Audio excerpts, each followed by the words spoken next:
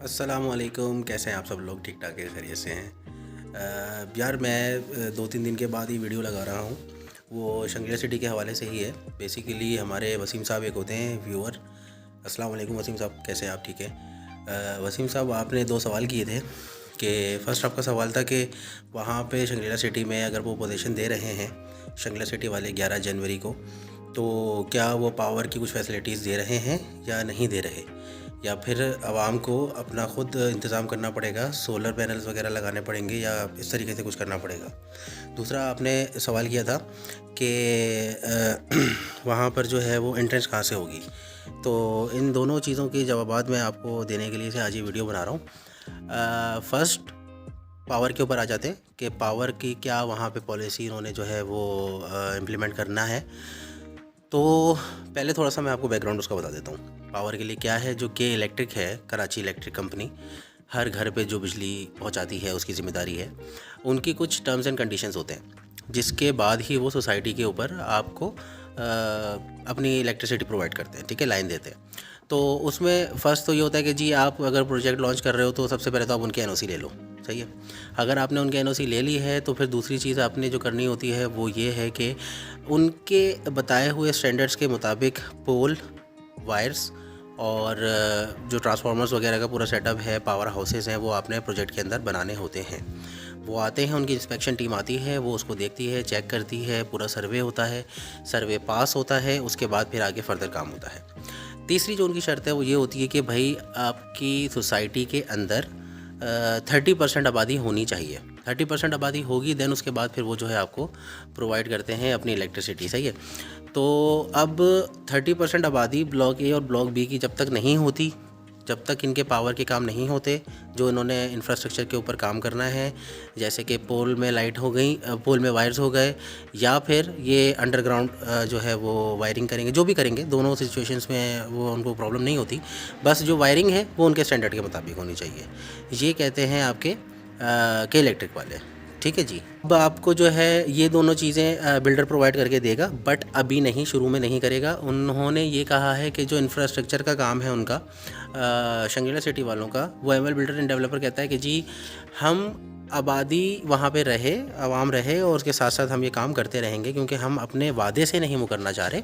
हमारा जो वादा है पोजीशन देने का वो हम देंगे। आप आएँ, अपना घर वर बनाएँ, वहाँ पे रहना शुरू करें। वाइल्ड टाइम उन्होंने आपको एक ऑल्टरनेट ख़ुद प्रोवाइड किया है। वो ऑल्टरनेट क्या है? वो ऑल्टरनेट ये है कि जी वहाँ पे आपने साइड ऑफिस देखा होगा उनका, ठीक है। साइड ऑफिस के बिल्कुल साथ ही एक उन्होंने रूम बनाया हुआ है। अगर आप लोगों ने उस रूम को देखा हो, वहाँ पे तवज्जो गई हो, अक्सर लोग नोट नहीं करते, मतलब वो थोड़ा ख़राब सा रूम बना हुआ है, उसके ऊपर टैंक रखी हुई है और प्रीकास्ट टाइप की छत डली हुई है, तो वो आप नहीं देखते हो। मैं पिक्चर में वो दिखा देता हूँ आपको कि वो कौन सी लोकेशन है, जो कि बिल्कुल नॉर्दर्न बाईपास के साथ ही है, हेड ऑफिस के साथ ही है रूम, जिस रूम में इन्होंने ट्रांसफॉर्मीटर रूम बनाना है। ट्रांसफॉर्मीटर रूम क्या करेगा कि इलेक्ट्रिक की लाइट आएगी, वहाँ पे जो लाइट पहुँचेगी वो 11 kVA होगा, 11,000 वाट की बिजली होगी, जो कि घरों पे तो बिल्कुल डायरेक्ट देते नहीं है। घरों पे जो बिजली हमारे यूज़ होती है वो 220 वाट्स होती है। 220 230 जो है वो आइडियल होती है घरों के लिए। घरों पे 220 230 के हिसाब से ही जितने अप्लाइंसेस लगे होते हैं वो चलते हैं। हमारे कराची का या पाकिस्तान का स्टैंडर्ड यही है, ठीक है। कुछ मुल्कों में 110 पे भी चलते हैं। बहरहाल हम उस टॉपिक पे नहीं जाएंगे। खैर, तो वो 220 वाट को 11 kVA को कन्वर्ट करके देगा 220 वाट के ऊपर ट्रांसफॉर्मीटर रूम जो है ना। उससे आवाम को भी, जो वहाँ पे रेजिडेंट रह रहा होगा, उसको भी वो बिजली प्रोवाइड करेंगे, और जो उनकी पोल्स वगैरह लगेंगे, लाइटें होंगी, उसमें भी वो बिजली वहाँ पे आएगी। इनका प्लान है कि सारा का सारा शंगीला सिटी बहरिया टाउन की तरह वार्म लाइट से भरा हुआ होगा, और अच्छी चीज़ है, इट्स गुड, क्योंकि वो बहरिया भी जो अच्छा लगता है सबको, तो वो उसकी लाइटिंग की वजह से ही एक रीज़न है जो अच्छा लगता है। तो ये करेंगे वो पावर के लिए, ठीक है। अब पावर जब वो प्रोवाइड करेंगे तो उसके बाद वो क्या करते हैं, इस चीज़ की अभी तक अपडेट नहीं है। क्या करते हैं इससे मुराद ये है कि घर पे लाइन देने के बाद वो अपने प्राइवेट मीटर्स लगाएंगे, या वो फिक्स बिल कर देंगे कि जी आपका लोड इतना है, देन यू हैव टू पे this amount of money every month, ठीक है। या फिर अगर वो मीटर लगाएंगे तो वो पर यूनिट क्या डिसाइड करते हैं चार्जेस। कुछ सोसाइटीज़ 30 ले रही हैं, कुछ 50 ले रही हैं, बहरिया में 65 है, पर यूनिट। तो फ्रॉम 1 यूनिट टिल जितने भी आप यूज़ कर लो, सारों को multiply by that particular amount कर लो आप, तो आपको जो है वो आपका बिल मिल जाता है। जी ये मेरा बिल है जो मैंने पे करना है। अच्छा, इसके ऊपर मैं एक छोटा सा अपना एक मशवरा दूंगा, वो ये है कि मेरा भी यही प्लान है कि इंशाल्लाह नेक्स्ट 5 इयर्स या जो भी मुझे जब पोजीशन अपने प्लॉट की मिलती है और मैं वहाँ पे अपनी कंस्ट्रक्शन करता हूँ, रहने का इरादा करता हूँ कभी भी, तो मैं वहाँ पे ऑल्टरनेट एनर्जी का ही इंतखाब करूँगा, उसी को ही चूज़ करूँगा। उसका रीज़न ये है कि मेरे भाई बिजली बहुत महंगी है, सबको पता है। बिल अनएक्सपेक्टेड आता है आपका, आप बजट में से जो भी निकालते हो ना कि यार ये मैं बिजली के बिल के लिए रखता हूँ, जब बिजली का बिल आता है ना तो हालत ख़राब हो जाती है कि नहीं दादा ये तो हमने सोचा ही नहीं था। उसके लिए से भाई आप ऑल्टरनेट एनर्जी यूज़ करो, जो कि आजकल सबसे ज़्यादा जो चल रही है कराची में वो सोलर है। ईज़ी टू इंस्टॉल है, ज़्यादा पंचायतें नहीं हैं, 10,000 कंपनीज़ लगा के दे रही हैं, आप ख़ुद भी कर सकते हो उसको इंस्टॉल, इतना कोई रॉकेट साइंस भी उसमें नहीं है, ठीक है। उससे फ़ायदे क्या होंगे? एक तो अगर आपको वहाँ पे जो लाइट मिल रही है वो लोड शेडिंग वाली हुई तो आपको लोड शेडिंग से जान छूट जाएगी। अगर लोड शेडिंग वाली नहीं हुई और आप नेट मीटरिंग करवा लेते हो तो आपके बिल से जान छूट गई।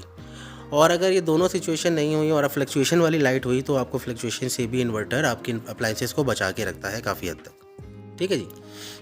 तो ये सारी चीज़ें हो जाती हैं सोलर के साथ। सोलर की जो कॉस्ट है वो ऑब्वियसली वो तो पड़ती है, लेकिन ये है कि उससे आपको दूसरे बेनिफिट्स बहुत हो जाते हैं। और ये भी नहीं कि कुछ अरसे तक वो 10 साल 20 साल 30 साल तक भी ओके की रिपोर्ट होती है उसकी।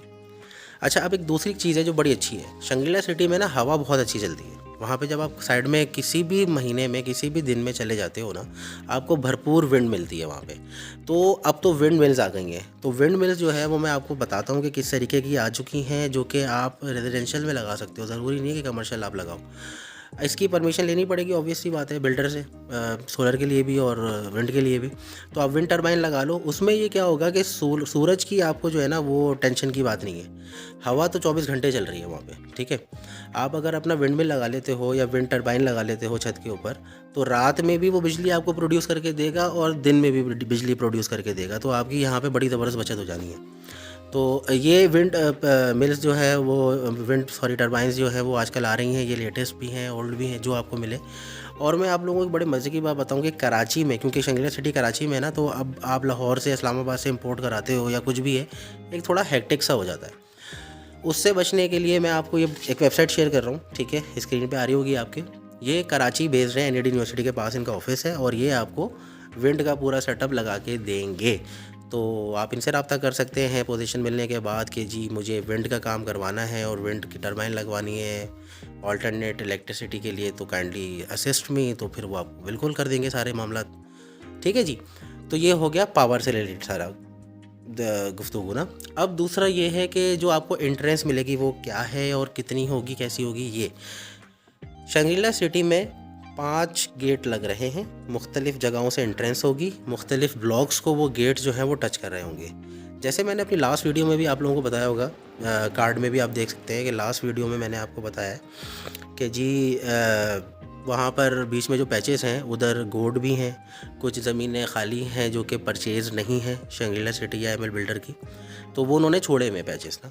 अब वो खाली पैचेस में से गुजर के जाना जो है ना वो ज़ाहिर सी बात है कोई भी पसंद नहीं करेगा। इस वजह से ये क्या कर रहे हैं कि 150 फीट रोड जो MDA वाली प्लान वाली है ना, वो जो ये बना रहे हैं उससे डिफरेंट गेट्स निकलेंगे और उन गेट से आपके ब्लॉक पे जाने का रास्ता होगा, ठीक है।